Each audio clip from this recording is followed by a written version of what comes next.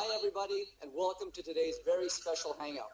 My name is Jack St. Arnaud, and I am one of the co-founders of Global Hangout, and today we're going to share with you our very new exciting name, HUBITY. Today, along with Les Hewitt, who is the best-selling author of the book, The Power of Focus, and Dan Taggart, co-founder of Ancestry.com, we're going to tell you why we chose this new and exciting name, HUBITY. First of all, it clarifies who we are, an innovative social media hub. We are not just about Hangouts. We're about using all social media effectively and building our social networks. It is definitive, it's fun, and it's not confusing.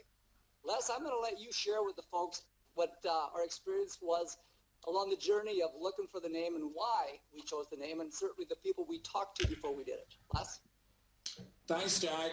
This is very exciting. I love the name because, you know, we're cutting edge technology, so we need to be aligned with that on the internet these days.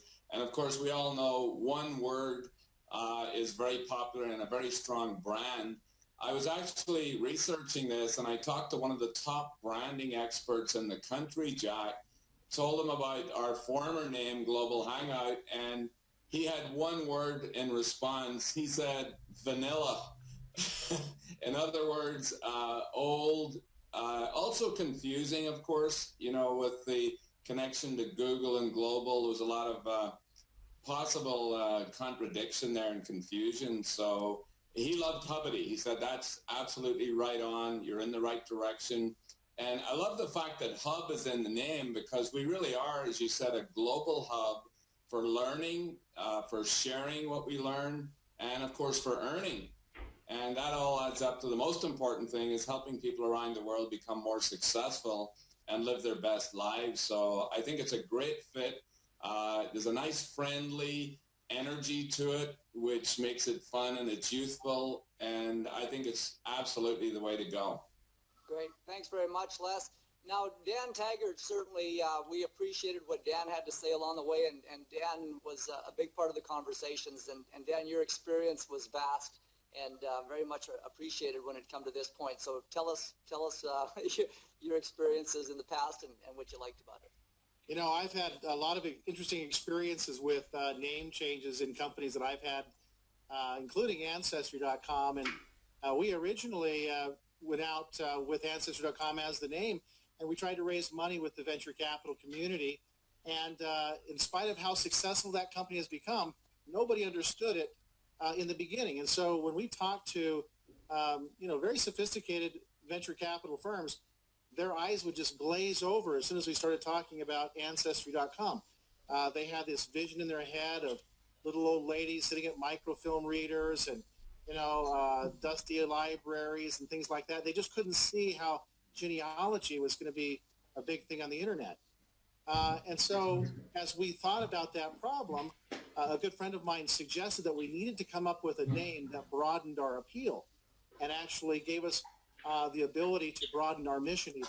And so it was that conversation that was the genesis for the name MyFamily.com. Now, MyFamily.com had the additional benefit of being able to join living families, not just deceased members of your extended family, but your living family members as well. And when we went out with that idea and talked about MyFamily.com, that was so much more appealing and sexy to the venture capital community. And immediately, it was not a question of whether we were going to get the money. It was who we were going to take the money from. Everybody got it. It was just a much better brand than Ancestry.com was in the beginning. The irony is now they've changed the name back to Ancestry.com because all the money came out of genealogy. They finally learned their lesson. But in the beginning, it was that name change that really launched the company. Wow.